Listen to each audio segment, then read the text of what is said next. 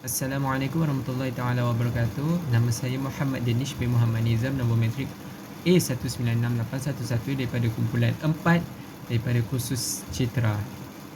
Baiklah, hari ini saya akan membentangkan mengenai e-sport atau e-sukan. Merupakan permainan kompetitif pada tahap profesional yang hanya melibatkan permainan video ataupun sebarang permainan video dengan konsep kalah dan menang yang boleh dikategorikan sebagai e-sport. Semakin besar jumlah pemainnya, semakin sengit pula persaingannya. Ciri-ciri utama e-sukan.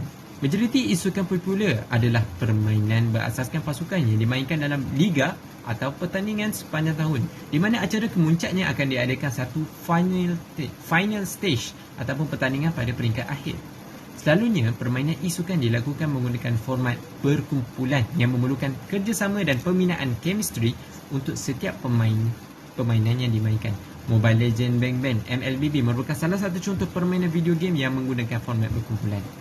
Ada juga permainan e-sukan yang menggunakan format 1 dalam 1, 1v1 seperti Street Fighter, di mana setiap pemain memerlukan idea dan kemahiran mereka sendiri untuk mengalahkan pihak lawan mereka. E-sport itu sendiri membawa maksud electronic sport yang mengkiaskan kepada alat-alat elektronik seperti komputer, laptop, PlayStation dan lebih khususnya ialah telefon bimbit. Alat elektronik sedemikian merupakan alat bagi sukan e-sport yang boleh dimainkan di mana-mana saja. Begitu juga dengan sukan-sukan yang lain yang memerlukan alat untuk bermain seperti sebagai contohnya badminton, alatnya raket, bola sepak alatnya bola dan hoki alatnya ialah kayu hoki. Perkembangan terkini untuk industri e-sukan. Di Malaysia, perkembangan e-sukan agak lambat berbanding dengan negara maju yang lain. Namun begitu, sejak kebelakangan ini, perkembangan e-sukan mula mendapat perhatian.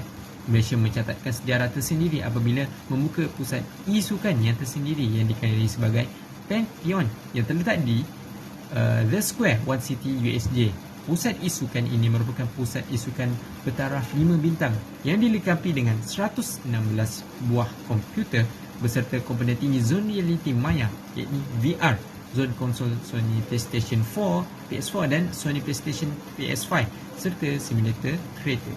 Terdapat banyak penggiat e-sukan di Malaysia yang berjaya dan membuktikan bahawa permainan video tidak membuang masa dan mampu memberikan keuntungan jika dilakukan dengan cara yang betul. Antara penggiat e-sukan yang terkenal ialah Solos, atau dikenali sebagai Maharaja Solos dalam kalangan pengikut permainan stream langsung beliau. Nama sebenar beliau ialah Muhammad Faris Zakaria.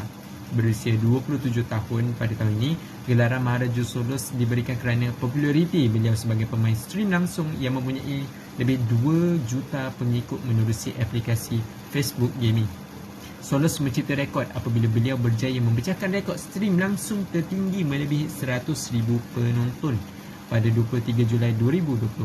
Beliau juga merupakan penerima anugerah Malaysian Book of Records dan memecahkan rekod peribadi beliau yang dicatatkan sebelumnya. Solos juga digelar sebagai Most Watched Creator Malaysia oleh Facebook Gaming. Seterusnya, manfaat daripada e-sukan kepada individu. Yang pertama, kecerdasan otak. Menurut Cyber Athletics, terdapat penelitian yang dilakukan pada orang dewasa yang bermain Super Mario 64 selama 30 minit sehari, 5 hari seminggu selama 6 bulan konsisten.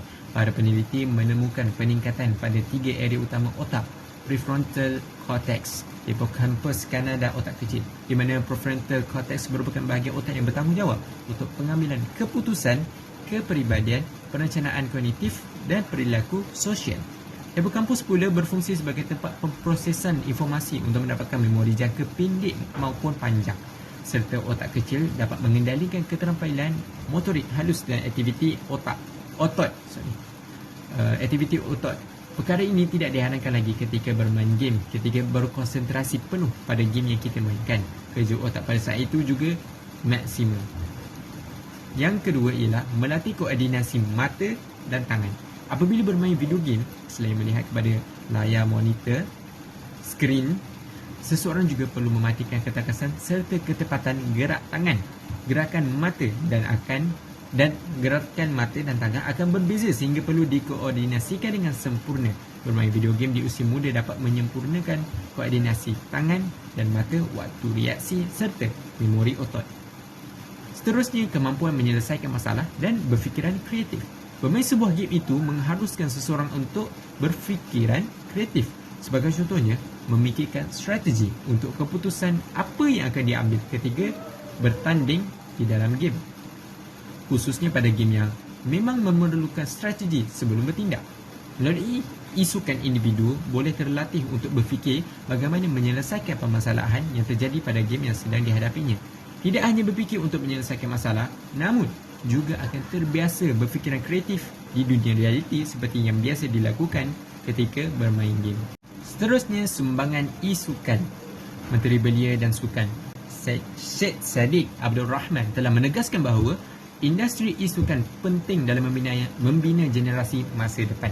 Beliau juga memberi sokongan yang penuh kepada program-program yang berkaitan dengan isukan di negara ini.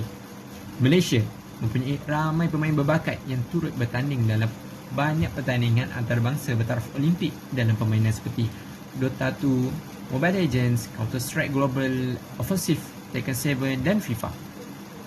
Pihak beliau terbuka untuk berkolaborasi dengan mana-mana membangun game untuk melonjakkan industri ini. Ia merupakan langkah terbaik dalam dunia digital dan bukan sekadar bermain game, namun langkah awal bersedia dalam revolusi industri 4.0.